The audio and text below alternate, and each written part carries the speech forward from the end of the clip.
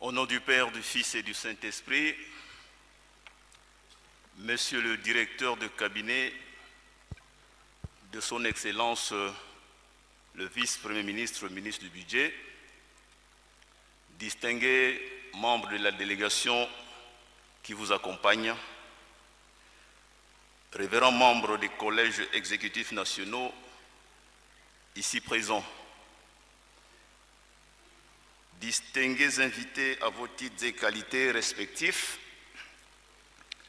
chers musiciens du groupe des flûtistes kimbanguistes, chères mamans, chers papas croyants et sympathisants kimbanguistes,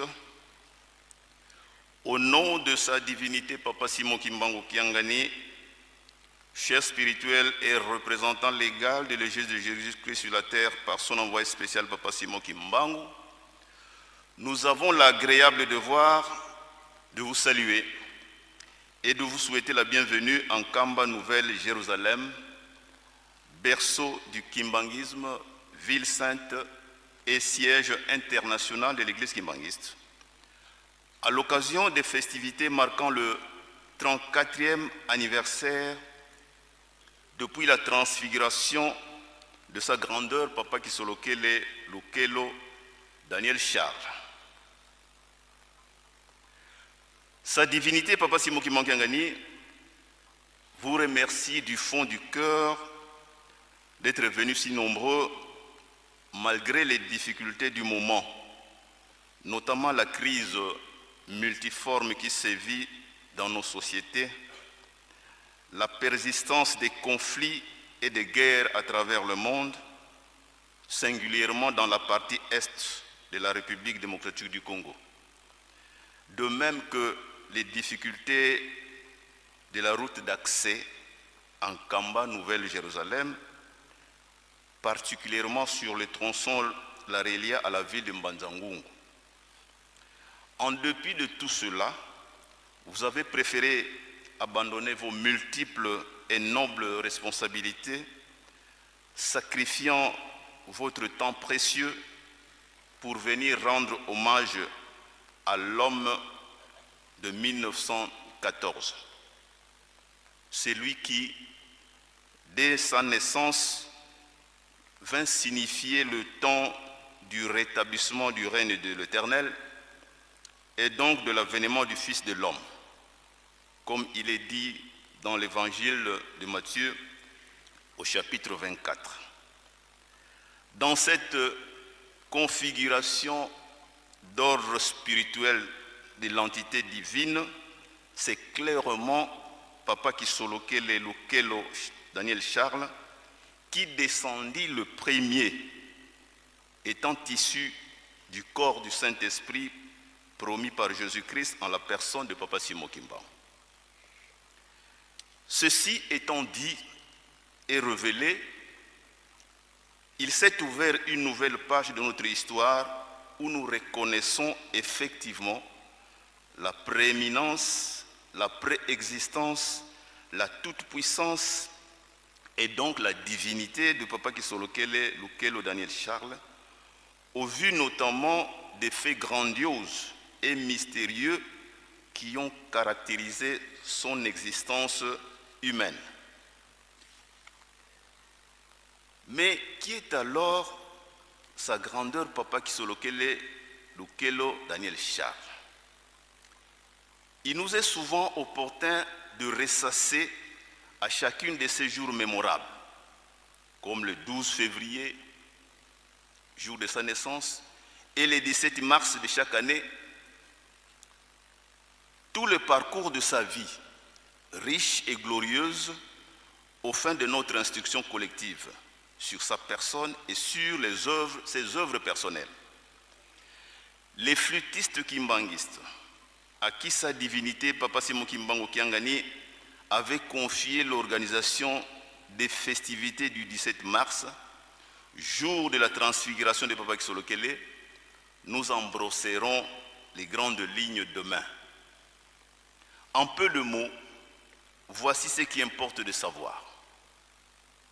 Sa grandeur, Papa Kisolokele Daniel Charles, est le fils aîné de Papa Simon Kimbangu, le fondateur du kimbanguisme, et de Maman Mouilou Kiawanga Nzitani Marie. Il est né le 12 février 1914, ici en Kamba. Jadis, un tout petit village dit Kinkamba ou encore Mbanzambola. À sa naissance, son père s'écria Kisolokele Kitusosanga, qui signifie en français « ce que nous recherchions nous a été révélé ». Le nom de Lukelo qui lui avait été donné par sa mère vient de Lukeni qui signifie moquerie. On voulait tout simplement signifier la fin des moqueries envers l'homme opprimé. 2. Papa Kisolokele est comme son père un être préexistentiel, d'autant plus qu'il accompagnait partout comme témoin attachant qui sillonna l'univers entier de bout en bout, implantant du sud comme au nord, à l'est comme à l'ouest, les points d'enracinement de l'œuvre de son père à travers le monde. Voilà pourquoi de son vivant, ces enfants d'Europe avaient vu en lui un parfait arroseur de cet immense et infini jardin qu'est le kimbanguisme. 3. Lorsque son père quitta Mbanzansanda pour retourner en Kamba, se livrer à l'autorité coloniale belge, c'est encore Papa Kisolokele qui l'accueillit flûte à la main pour célébrer comme le font les flûtistes du monde entier, tout autant sa divinité et la divinité de son père. 4. Devant un tribunal militaire à Tisville, c'est Papa Kisolokele, à peine âgé de 7 ans, qui confondit avec un exceptionnel courage l'arrogant et menaçant colonialiste M. Deroussi. Ce courage établit devant la face du monde la primauté du pouvoir spirituel sur le pouvoir politique. 5. Papa Kisolokele est un véritable guide qui éveillait la conscience de tous les premiers fils éclairés du Congo, qu'il rassembla autour de lui pendant toute une décennie, entre 1950 et 1960, en vue de l'accomplissement de la prophétie de son père au sujet de l'indépendance du Congo. 6.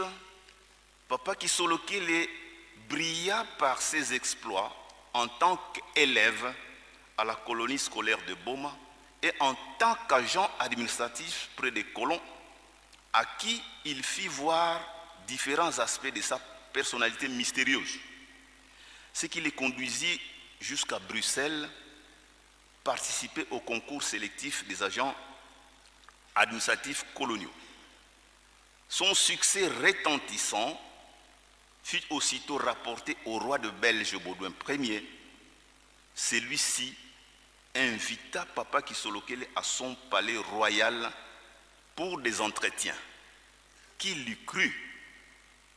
Un rejeté d'hier, un prisonnier, un relégué, fils de Kimbangu, être reçu avec considération par les royaumes qui l'avaient si sévèrement humilié et méconnu. Voilà les symboles d'une victoire éclatante. 7. En cette année 1958, au palais royal de Laken, Papa Kisolokele exhiba au roi le texte d'accord conclu entre Papa Simon Kimbangu et le grand-père du roi Baudouin Ier, Léopold III, que Papa Simon Kimbangu avait libéré dans sa prison souterraine en Allemagne. Le roi Baudouin se souvint et accepta de libérer le Congo à la date du 30 juin 1960, après que Papa Kisolokele eut participé activement à la table ronde de Bruxelles organisée à ce sujet au milieu de l'année 1960, après justement le retour triomphal du corps majestueux de Papa Simon Kimbangu dans sa terre natale de Nkamba, Nouvelle-Jérusalem. 8. C'est toujours et encore Papa Kisolokele qui, même au titre d'aîné de la famille s'est soumis à son frère cadet, Papa Diangenda, qui fut choisi pour succéder à leur père. Voilà l'esprit de grandeur d'âme, de cœur et d'esprit qui caractérise une véritable entité divine. L'humilité et l'obéissance qui font cruellement défaut aujourd'hui dans nos sociétés. 9. Initiateur de plusieurs démarches qu'il encadra personnellement et à la demande de ses contemporains engagés pour la cause de notre souveraineté nationale et du développement de notre pays, Papa Kisolokele exerça plusieurs responsabilités tant publiques que privées. Dans le domaine politique, il fut plusieurs fois ministre, puis ministre d'État ou encore député national dans les 2 premières mandatures de la Nouvelle République. Président des conseils d'administration et administrateur de plusieurs sociétés étatiques et para-étatiques. Initiateur et actionnaire des grands projets socio-économiques tels que la création de l'Institut national de préparation professionnelle lorsqu'il fut ministre du Travail et de la Prévoyance sociale, lorsqu'il alla représenter le président de la République à l'Assemblée générale des Nations unies à New York, où il participa aux assises de l'Organisation internationale du travail, OIT, en 1967. Enfin, cette date de sa transfiguration, Papa Kisolokele l'annonça personnellement à Matadi depuis 1958. Quelle dimension accorder alors à ce type de personnage qui relève autant que son père les mystères de la vie? La curieuse coïncidence fait que depuis 1959, lorsqu'il annonça sa mort, jusqu'au moment où il décéda, il s'est écoulé 34 ans. Et depuis 1992, depuis sa mort jusqu'à aujourd'hui encore, pendant ces festivités, il s'est écoulé encore 34 ans. Autant vous dire que le jour d'aujourd'hui est un jour hautement symbolique pour la mémoire de notre Dieu, Papa Kisolokele Lokelo Daniel Charles. Voilà pourquoi et comment, au regard de ce parcours glorieux, du reste succinct, les kimbanguistes l'ont justement magnifié et désigné comme le véritable volontaire qui se soit investi tant pour l'Église fondée par son père que pour le bien de la nation, la République démocratique du Congo.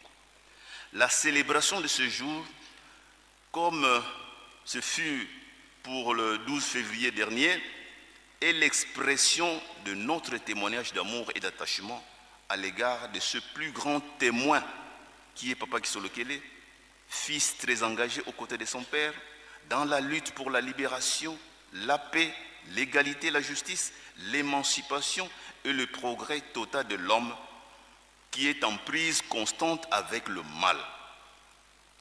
Papa Kisolokele, comme l'explique la philosophie africaine, n'est pas mort. Nous pensons ici au poète sénégalais Birago Diop qui dit dans son célèbre poème Souffle, « Les morts ne sont pas morts et ne sont jamais partis, car ils perpétuent un lien avec la communauté. S'il en est ainsi, pour nous les humains, il en est davantage pour l'Éternel Dieu créateur qui ne meurt jamais. Voilà pourquoi, même physiquement parti, la personne divine doit être célébrée. Le kimbanguisme réaffirme cette grande valeur de civilisation qui découle de notre foi, de notre croyance, c'est-à-dire de notre Kinkhulu, de notre Bonkoko.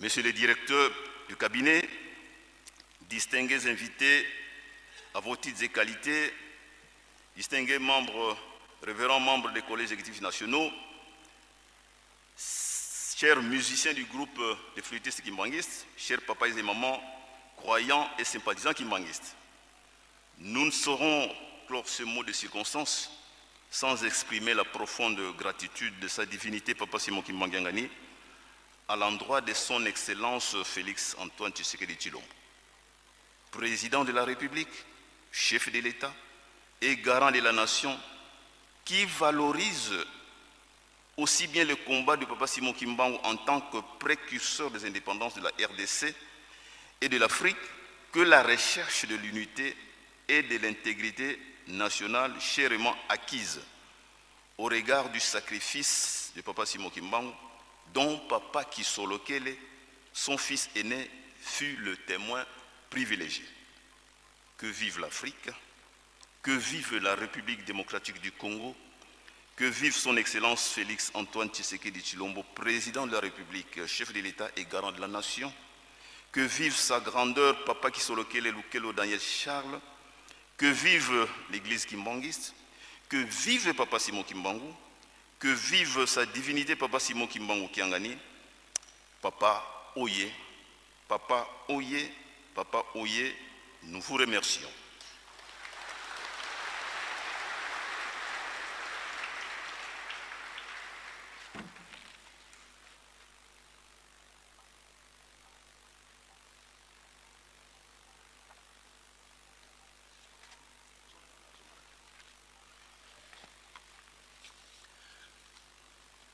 Merci, batata pe ba maman, bana ya Papa Simon Kimbangu. Nous allons enchaîner avec le deuxième volet, celui des salutations. Puisque nous venons de recevoir, comme vous l'avez si bien deviné, une haute personnalité de la fonction publique de l'État. Le directeur de cabinet de son Excellence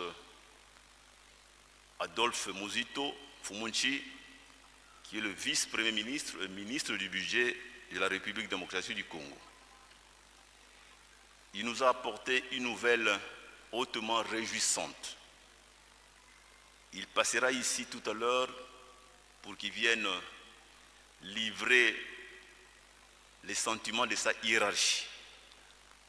Mais auparavant, nous vous dirons de quoi il s'agit et à la demande de sa divinité Papa Simon Kimbangu, nous allons lire le contenu de la lettre qui nous est parvenue.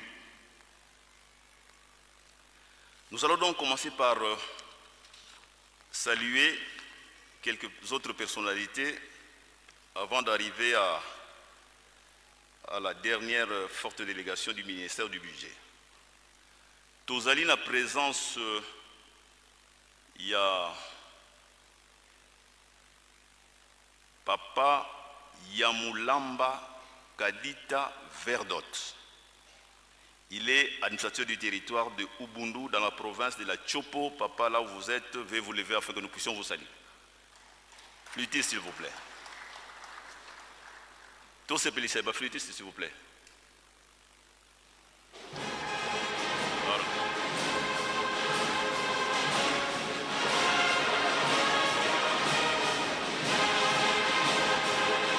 Papa, je vais là.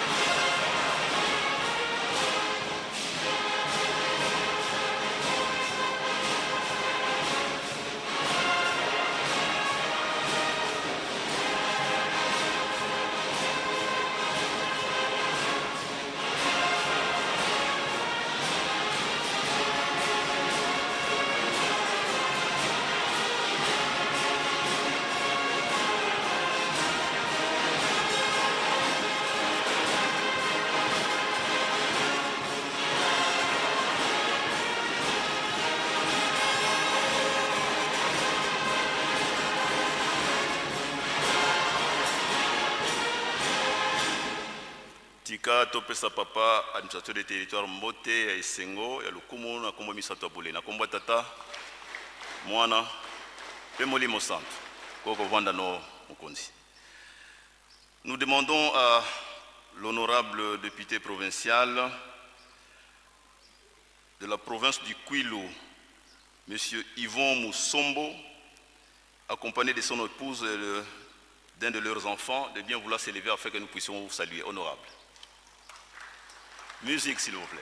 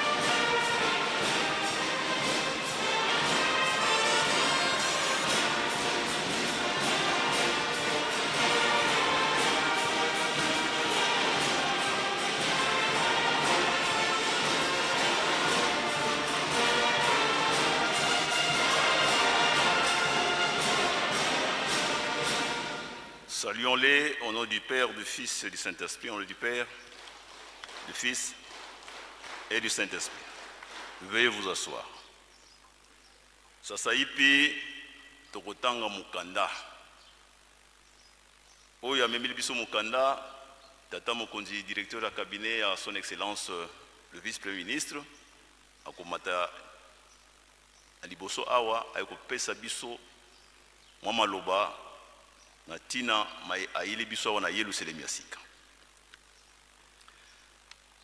Ministre du budget, le vice-premier ministre, lettre numéro 099 /VPM mine budget AMF GL 2026 du 25 février 2026.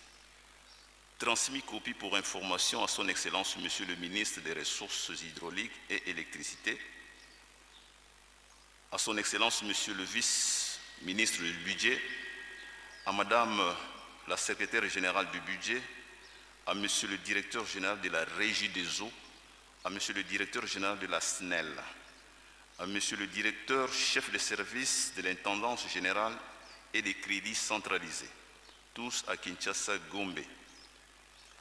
Objet: demande de prise en charge par l'État de la consommation d'eau et d'électricité au centre d'accueil kimbanguiste de Kasavubu, accusé de réception. La lettre est adressée à son éminence, le représentant légal de l'Église de Jésus-Christ sur la terre par son envoyé spécial Papa Simon Kimbangu, en Kamba, Nouvelle-Jérusalem. Éminence, le représentant légal. J'accuse bonne réception de votre lettre référencée numéro 165 EJCSK CS 01-12-2-2025 du 10 août 2025, dont l'objet est repris en marge et vous en remercie. Y réagissant, j'ai ordonné aux directeurs généraux de la Régie des eaux et de la SNEL, à travers ma correspondance numéro 051 VPM mine budget AMF GL 2026 du 9 février 2026, leur adresser et donc copie en annexe d'instruire leurs services compétents de transmettre désormais les factures de consommation d'eau et d'électricité du centre d'accueil kimbanguiste de Kasavubu à la direction de l'intendance générale et des crédits centralisés de mon ministère pour prise en charge par le Trésor public. Veuillez agréer, éminence le représentant légal, l'assurance de ma parfaite considération. Adolphe Muzito Fumuchi. Voilà les contenus de la lettre.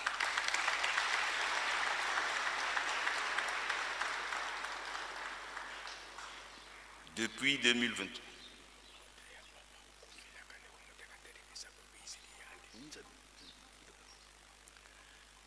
Depuis 2023, nous observons nous-mêmes la succession des faits, l'attachement que le pouvoir en place accorde à l'œuvre salvatrice de Papa Simon Kimbangu.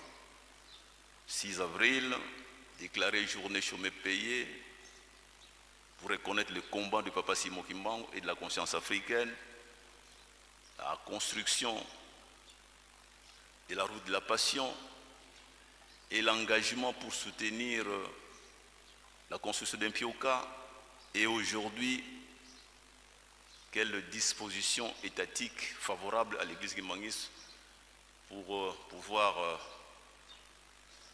nous épargner des tracas financiers liés aux factures, à la facturation de l'eau et de l'électricité. Dieu merci que le gouvernement de la République fait ce que, au temps colonial, avec le concordat, on faisait pour les autres confessions religieuses. Enfin, Papa Simon Kimbangu se fait reconnaître petit à petit, mais assurément, par la nation congolaise et pourquoi pas demain par le monde entier. Voilà, tokopé sa délégation Mbote, tokopé sa tata mokonzi ya cabinet, tata ministre Mbote, simanango tokomatsaye awapo akokozwa maloba. Nous allons demander à toute la délégation qui accompagne Monsieur le directeur de cabinet de bien vouloir s'élever afin que nous puissions vous saluer. Musique, s'il vous plaît.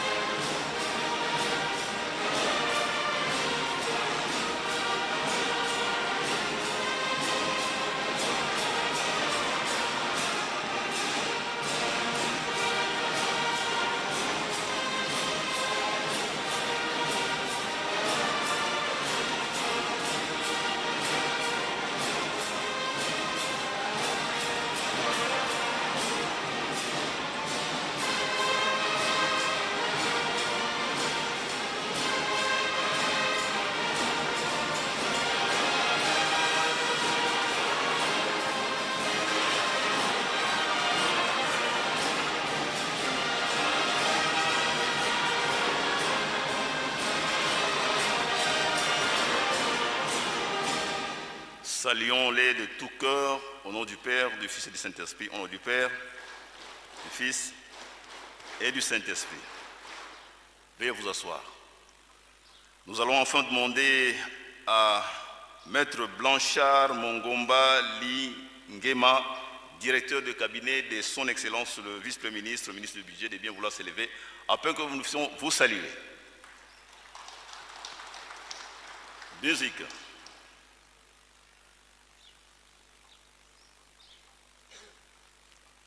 Faki, s'il vous plaît.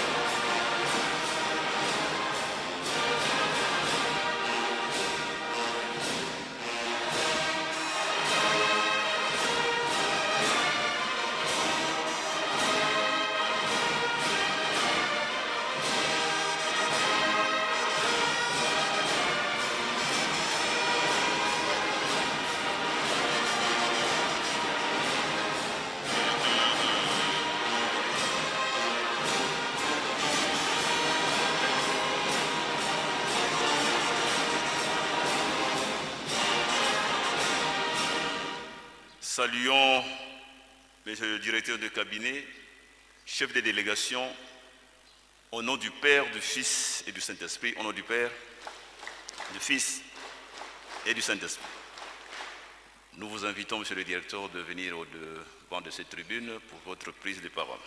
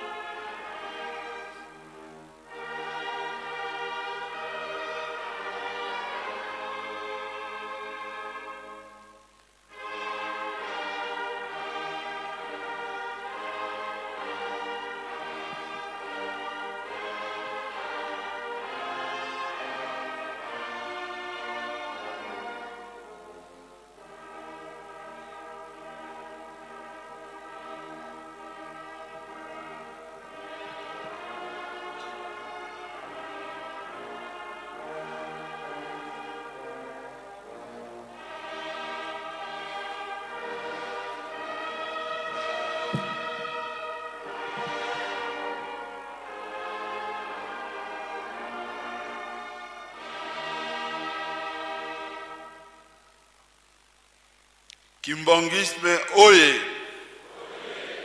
Kimbangisme oye. Kimbangisme oye.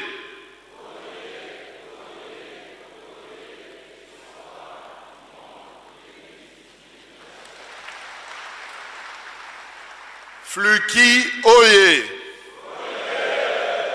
Fluki oye.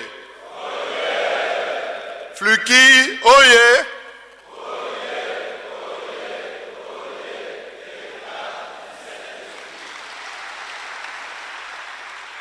Papa Kimbangu oye. Papa Kimbangu oye. Papa Kimbangu oye.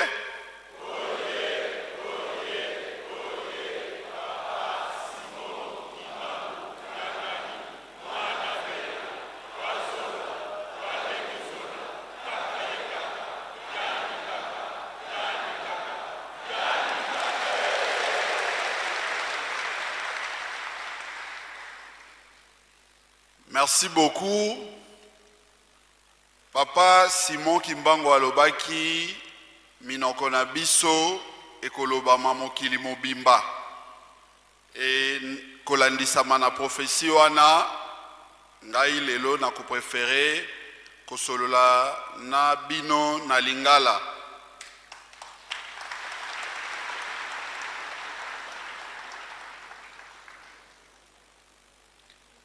Na kombo ya tata mwana pe molimo monsantu tosepeli koniata makolo na biso awa na terre sainte epai oyo wapi tata Simon a bandaki vision na ye yango wana lelo na kombo ya mwana mboka Adolphe Muzito Fumunti oyo azali vice-premier ministre pe ministre ya budget ye oyo azali na kati na gouvernement oyo ekambami na mwana mboka maman Judith Sumuna Tuluka kolandisama na mitindo oyo chef de l'État son excellence Félix Antoine Tshisekedi Tshilombo azali kopesa pamba te soki totali président ya république azali bongo mwana oyo abotami na bitumba pona démocratisation pona ko libérer mboka na biso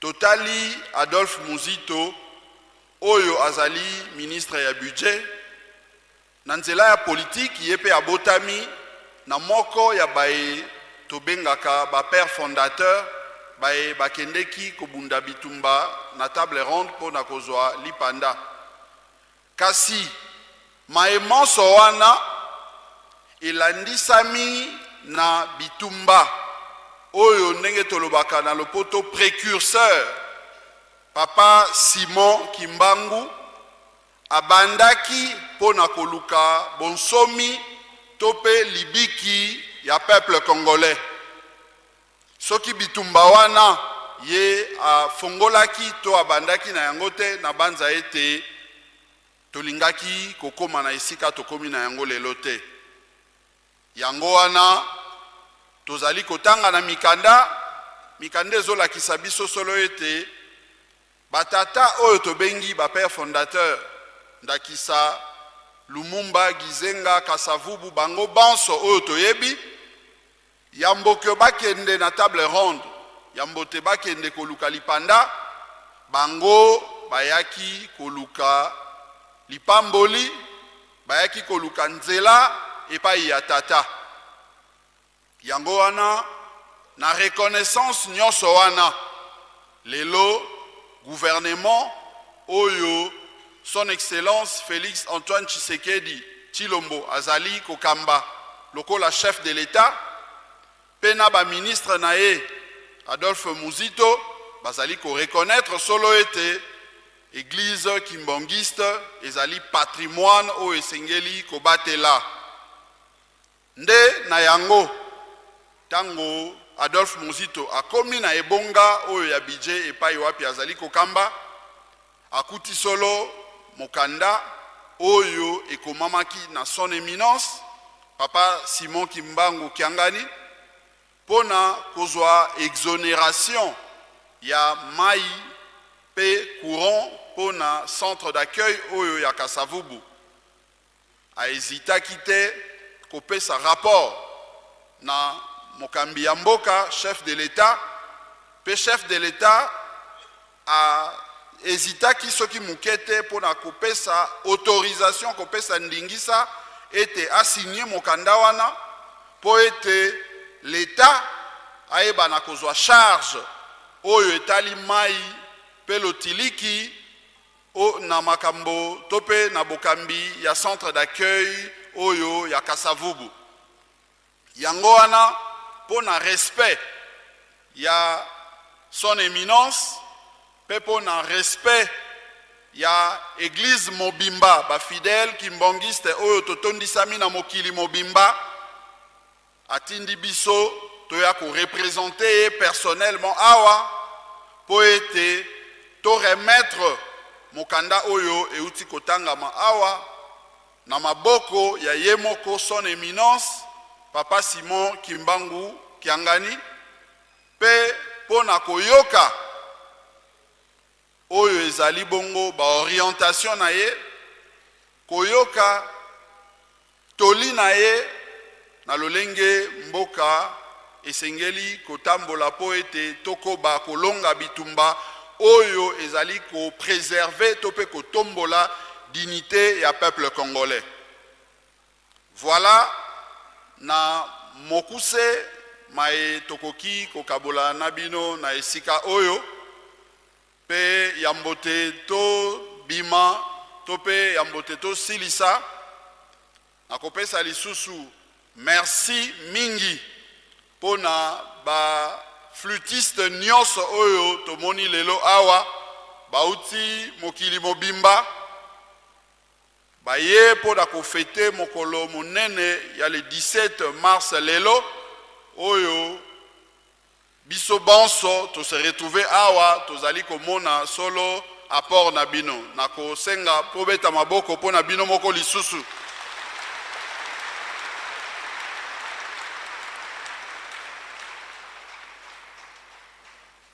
Pona kosukisa napesi lisusu merci na son éminence Papa Simon Kimbangu Kiangani pe na ba fidèle nyonso oyo bayambi biso awa ezali mbala liboso ya kotia makolo na biso na nkamba terre sainte mais tomoni solo te kamba ezali terre sainte accueil tozui pongi tolali na kimia maso eleki na kimia elakisi solo ete tata mwana pe molimo mosantu azali na bino awa.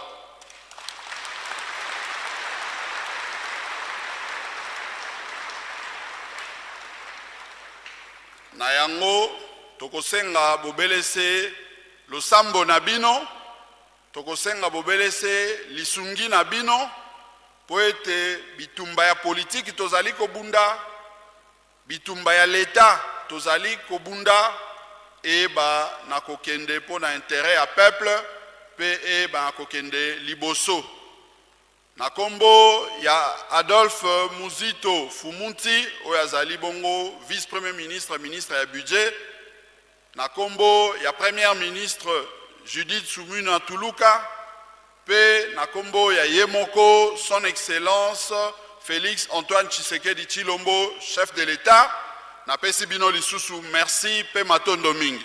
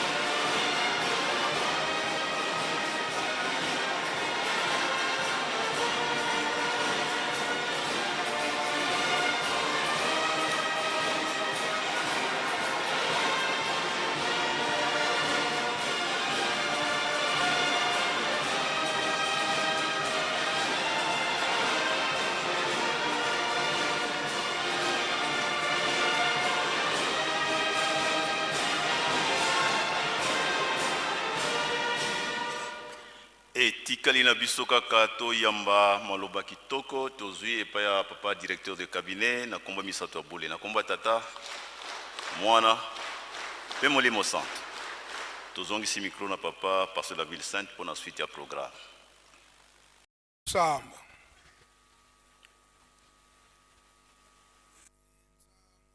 mfumu wetu Yesu Kristo yozola kwangitata nzambi wase yo untwadi wangitata mwanda wa vilela bika kwa masikilanga munaitotuka kwa yelemvu se ye mwani tata mwanda wa vilela.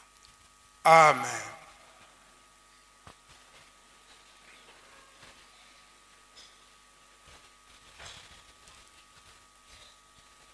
Onkombo ya tata ya mwana pe tata mulimo santo. Lelo ezali na date ya le 17 mars l'an 2026. Oyo tozali kokanisa elonga tenge toyoki na discours oyo tata mokonzi ya bule apesi na nzela ya kabine na ye na mungongo ya papa Pasteur Matondo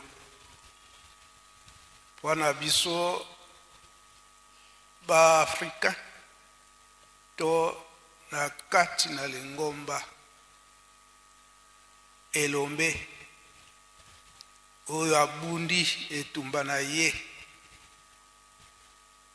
akomisi yango tina suka ya nzela ya tata nzambe tokolobaka teke liwa kasi nde elonga ya papa Kisolokele ndenge tolandi yango na ba discours na ba matei na biso na banzembo kolakisa ete tata Kisolokele alongi etumba pe na bilaka na bango ete biso tokokufa te kasi toke kokontinue etumba na monoko ya papa ya ngenda ete soki bomoni moko na biso misato azali lisusu te elakisi ete toke kobunda etumba wana ndenge papa ya ngenda alobelaki yango ete deuxième colonisation bango balobi na deuxième colonisation na biso na bonzoto tokoki kokoka yango te me bango bakobombama. Donc c'est quoi? Si bino esika botikali bobunda kosimba likambo oyo yango na mokolo na lelo na tina kaka likambo oyo solo papa Simoki Mbangangani biso moko toza komona bapaya ndenge nini bazali kokota pe kobima na kati na Yerusalemi biso oyo tobengami bakimbangiste tokokamwa te pamba te batata basi batikalaki koyebisa biso ete mikolo ekoya charge wana ekozala na tina buyambi bapaya wana na tina mosusu te po ete ntango bakososola ete kinya ya mokili mobimba ekouta kaka na Yerusalemi bamisusu okosenga ye ete azwa kimbangi kasi na susi ya motema ya kozangela bakose retrouver na premier poste po ete akoma kaka akota kaka na nkamba tomonaka yango basurveillant komona toyambi mutu kasi aza na kimbangi te kotala kasi mingi soki akoti te na kondima na ye atikaka matambi na premier poste ou bien na entre kuna azwi lisungi ya molimo na oyo azalaki nango mposa elobama yango eza komona neke papa ngonga komi moke koba ete bato mosusu baza bato na leta bato mosusu baza na société fo ayiba mwa ngonga asimba ata loboko ya pamba ya tata mokonzi ya bule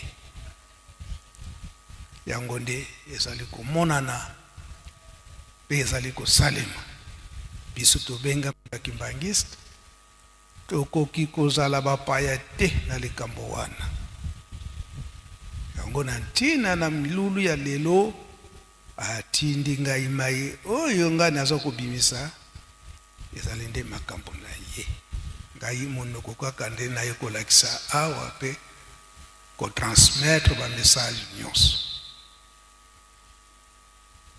likambo na biso solo ya lelo ya date ya lelo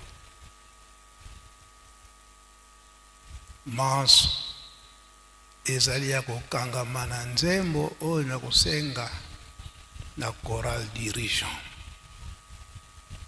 tina ya likambo ya lelo mansweki mayave munankanda ndombe wa mukutukili papa kisolokele papa dia lungana papa dia ngenda kontima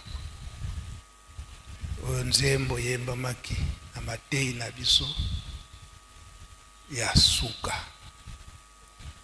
mabombami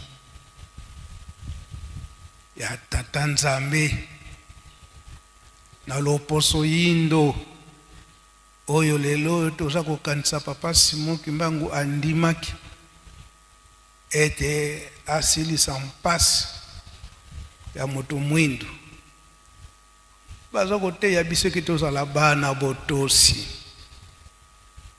papa diangenda aza koloba ntango nyonso likambo ekozangisaka biso mingi na biso bato ekomemaka biso na mpasi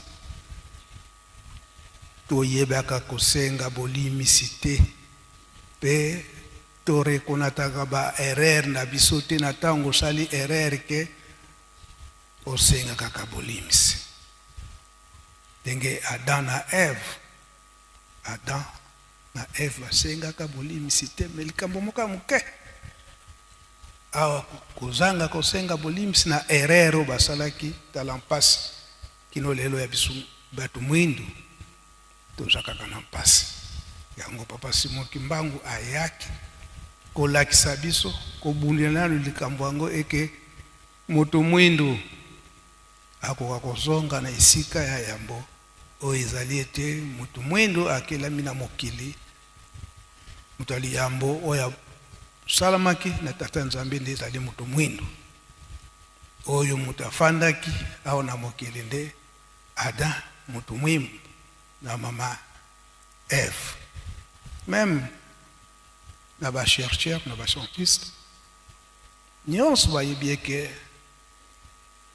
l'Afrique est le berceau de l'humanité donc elakisi ete moto ayambo oyo afandaki na mokili azalaki moto mwindu dirigeant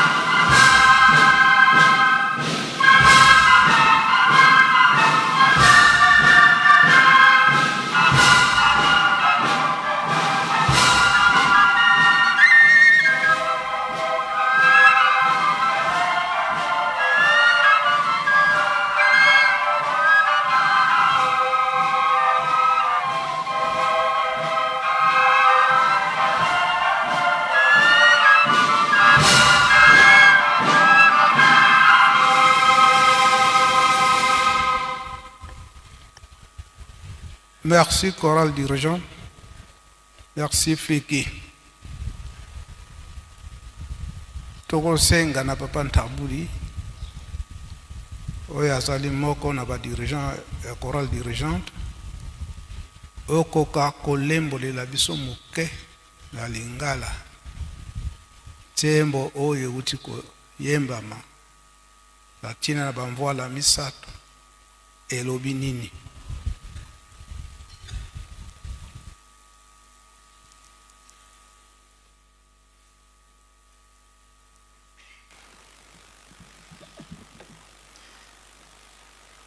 Na kombo ya tata mwana pe tata molimo son. Merci papa ndenge opesi biso micro pona kolimbola nzembo oyo euti koyemba bandeko na biso ya chorale de dirigeants pe fliki auti kosilisa. Nzembo ezali na Kikongo lingala na yango elobi boye. Mabomba mi ya tata Nzambe kati ya loposolo yindo. Kuna nde ekondola mi bokonzi wa likolo. Elaka ya Nzambe tozali kozela Yesu alingi kosanzolama. Mabomba mi ya tata Nzambe kati ya loposolo yindo. kuna nde ekundolami bokonzi ya likolo. Elaka oyo tozali kozela lelo ezali elaka ya tata Nzambe Yesu nde alingi kosanzolama. Refrain elobi boye: ekundolami bokonzi ya basantu awa na mokili ya elaka ya nkolo Yesu mobikisi. Likambo oyo ekokisama awa na mokili na biso ya Afrika na mboka nkamba Yerusalemi. Ekende na bino na motema, ekende na bino sikoyo na mokili mobimba po baloba lisusu te o toyokaki te o toyebaki te. Donc bazwa raison te bisika tokokende na mokili mobimba mikili miso o biso towuti pe tokokende tomema likambo yango po bazwa raison te o toyokaki te o toyebaki te. Ndenge lisese o toyokaka ya papa Nzinga ndako ya mokonzi eziki na absence ya mokonzi. Tango sango yokani enquête ezali kosalama bakotuna kaka tango ndako ebandeki kozika omonaki te namonaki okangami. Est-ce que oyokaki te ona yokaki te me namonaki kaka milinga okangami. Donc raison ekozala lisusu te na mokili mobimba. Yango na papa explication ya nzembo na kombo ya tata mwana pe tata Molimo Santo. Kisolokele elobi nini? Ekundolami bokonzi ya basantu awa na mokili. Donc kisolokele ekundolami dialungana. Pardon papa. Dialungana. Ekokisami. Donc ibokokisami ekokisama likambo yango ekokisama awa na Afrique précisément na mboka nkamba Yerusalemi. Donc likambo ekundolami nde awa na Afrique précisément awa na kati ya mboka nkamba Yerusalemi. Diangenda. Ekende diangenda yeno wao ekende na bino sikoyo muntiza wonto na mokili mobimba.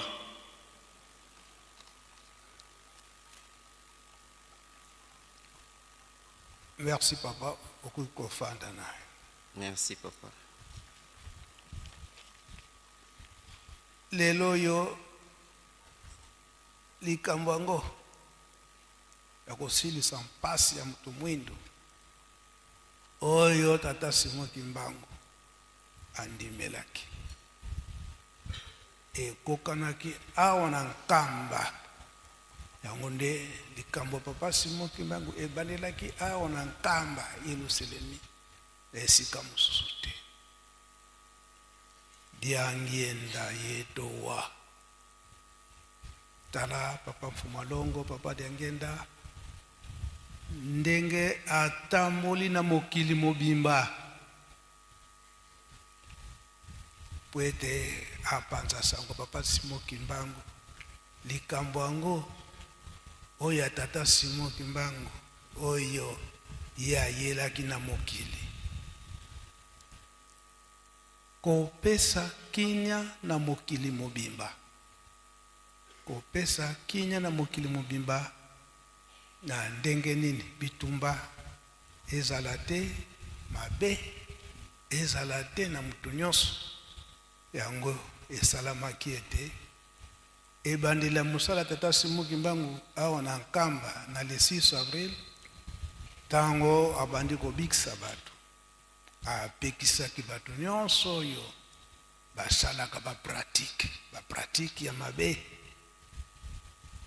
kota bandako ya banganga kosala bakisi kokota bandako ya banganga to kosala bakisi ezali nde mpona kosala mabe na mutu kosala mpasi na mutu. Tata Nzambe na mutu mabe na ya malamu apesaka toli.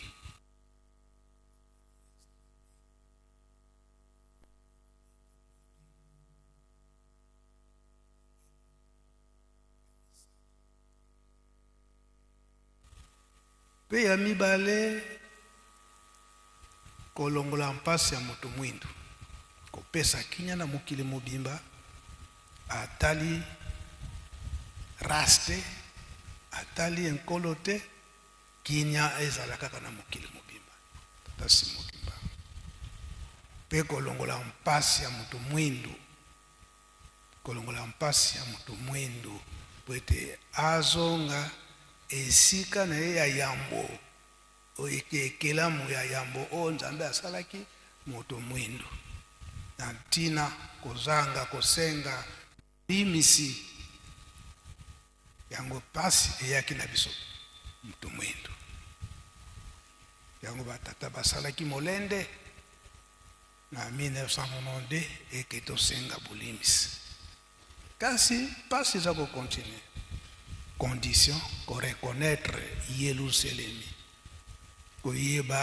Yerusalemi koyeba nkamba esika oyo likambo epesi biso kinya euti to reconnaître esika wana yango balobi ete totonga Yerusalemi totonga nkamba tomipesa mingi na misala ya Yerusalemi yango talo likambo yango batiki yango na papa Simon Kimbangu Kiangani mingi tokoloba ete aza kosala yango na makanisi na ye te azali kosala yango na ndenge bapapa batikali kotinda ye ndenge batata batikalaki kotinda ye biso bakimbangiste tozali na bamessage nyonso ya bapapa ndenge batikali kotikela biso yango kasi tozali kosala ignorance on dirait ke batata batikelaki biso likambo te makambo nyonso mpona koretenir yango mpasi kasi bango balobi ete bolingo mibeko mpe misala référence lelo oyo tozali kosepela mingi na kombo ya papa Simon Kimbangu Kiangani komona ete bakonzi na biso ya l'État banda na secteur voire même na groupement ti kuna na likolo ndenge bakotikaka biso te wana tokopesaka lukumu mingi na gouvernement makambo mingi toza komona papa Mfuma Longo papa Dengenda atikalaki kolobela yango alobi ete solo mpasi ezali oseke papa Simon Kimbangu abandi musala na ye avant abanda kosalisa akendaki komona chef médaillé awana nzundu koloba ete nalingi na banda musala donc gouvernement to l'État azalaki au courant yango mpe esalamaka kino lelo batata na biso bakoki kosala likambo te soki l'État ayebi te na ntango wana komona ete l'État soki amoni ete likanisi wana ezali ya malamu l'État apesi appui malgré eke l'État na ntango azwi likambo akoloba ete nayebi yango ntango wana mokanda ekosalema na ndenge esalamaka na 1959 na le 24 décembre ya moto banda kosambela libanda gouvernement belge mutapesaki autorisation mais condition bosala politique te bozala kaka na likambo ya tata nzambe na esika wana elobi na mobeko na biso ya lingomba liboso ete tosa l'État pamba te bokonzi nyonso behutaka na l'État na maye oyo mauti kosalama lelo po ete okende mwa lombangu bapesi biso nzela ete kuna na centre d'accueil mai na courant kofutela lisusu te wana likambo ya esengo oyo tata mokonzi ya bule pardon ya mboka asaleli biso à travers la délégation automoni etindami na ministère ya budget ekeba kolakisa biso mokanda oyo tokopesa lukumu mingi na tata mokonzi ya mboka papa Félix Antoine Tshisekedi na mayemanso aza kosalela biso na nzela papa Simon Kimbangu Kiangani oyo azali représentant ya lingomba tata Simon Kimbangu ya mokolo na lelo kotala ete likambo ya bitumba oyo ebandi kala tolobaka yango lelo oyo toza na projet mpioka po ete courant ekota na nkamba kasi likambo yango ebandaka banda 1960 tomonaka kuna na kumba esika tokozwilaka mabanga barage ezali wana lingomba amekaki kosala na ntango wana na leta alakisaka bandeko na biso ya zongo baakompagne baingénieur baakompagne construction ya barage wana ekokanaki te na 1969 nde papa Dialunga na akendaki kodécouvrir esika wana na mpioka et l'État azalaki au courant ya makambo nyonso kasi ekokanaki te lelo oyo mokonzi ya mboka lelo maye aza kosalela biso na ntango nyonso son excellence Antoine Félix Tshisekedi biso nyonso bakimbangisi tozali komona yambo na 1981 esengamaki eke temple oyo tozali ete mokonzi ya mboka na ntango wana aya koinokire temple esalamaki te nini ye bolingo azalaki na yango ke esalama ndenge wana kasi songi ya bato ya pembeni kino esalamaka te lelo oyo na l'an 2021 tozalaki na likambo ya inauguration ya musée invitation ekendaki tata mokonzi ya mboka malgré bakali ezalaki kasi lokola ayebaki ete ezali très nécessaire tomonaki ndenge mokonzi ya mboka ayaki kofongolela biso musée biso nyonso tomonaki yambo tokota na étape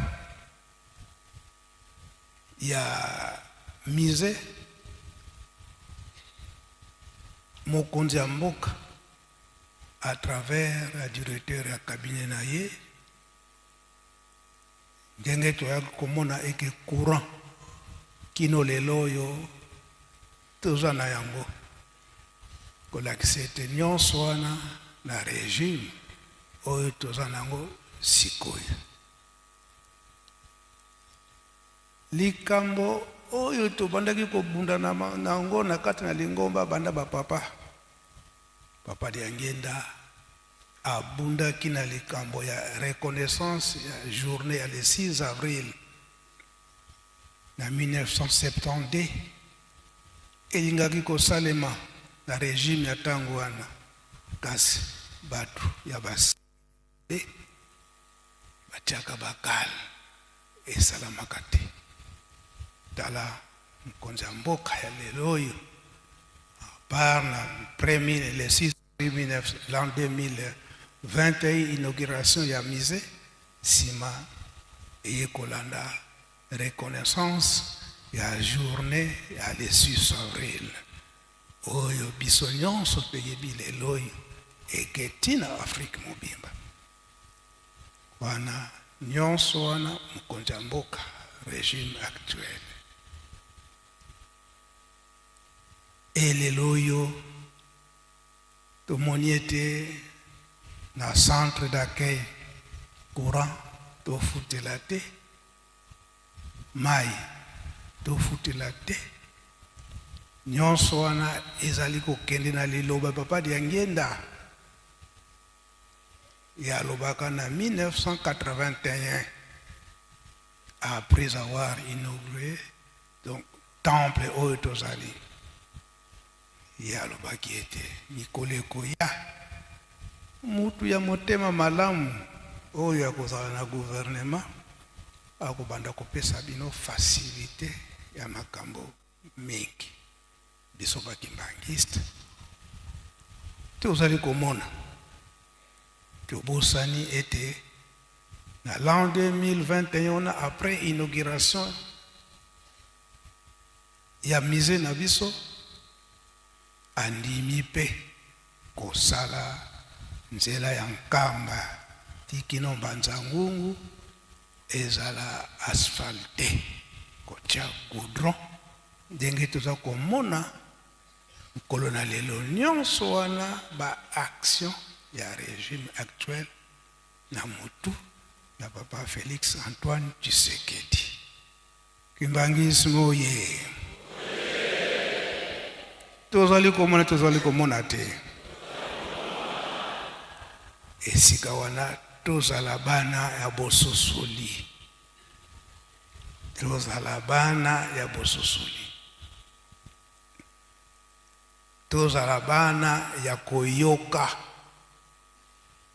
Matei oyo tata molimo centre papa Simon Kimbangu Kiangani azali kopesa biso malgré bitumba makasi kasi tata Simon Kimbangu mama Mwilu papa Kisolokele papa dia Lungana papa dia Ngenda lokola bayebi ete etumba wana batikaki yango bakoki kotika biso te banda na ye moko papa Simon Kimbangu Kiangani kino na biso nyonso yango papa Simon Kimbangu Kiangani aza kosenga biso ete tozala bana botosi mai oyo rappel na sali na ntina ata mukonja mboka aza kosalela biso nyonso na tangi tokangi yango malamu nzela yango aneza kosalema musée ezali inauguré date ya le 6 avril ezali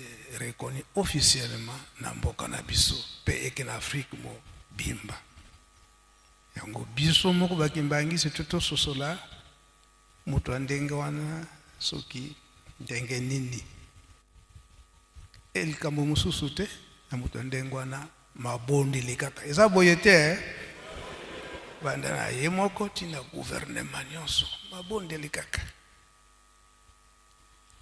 tosala rappel na makambo nyonso na uti ko rappele ndenge batata batikala ikotikila yango na tina ya gouvernement bilaka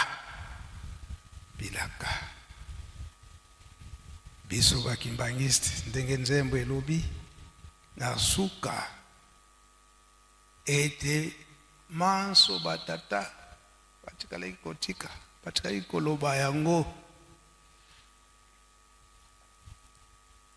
poete tozala ya kokosa teke nga na yokaki te nga na landaki te yango presse pe ezosala musala na ye kosala nyonso eke kotia ba message ya bapapa kambo nyonso papa alobaki nini message ezali likambo wana tozopesa pe félicitation mingi na presse nyonso na molende oyo tozali kosala ete kokundola ba message nyonso bapapa ndenge batikelaki yango nzembo na Kikongo na suka elobi te twalembi kala yevununu poete toloba lokuta te ete nga nayokaki te nga nalandaki te po lokuta yango nde ekendeke mbangu likambo ya solo ekendeke malembe tozala na lokuta te nga nayokaki te nga nalandaki te tozala kaka bana botos na kati na bolingo mibeko pe misala onkombo tata mwa tata Molimo Santu. Amen.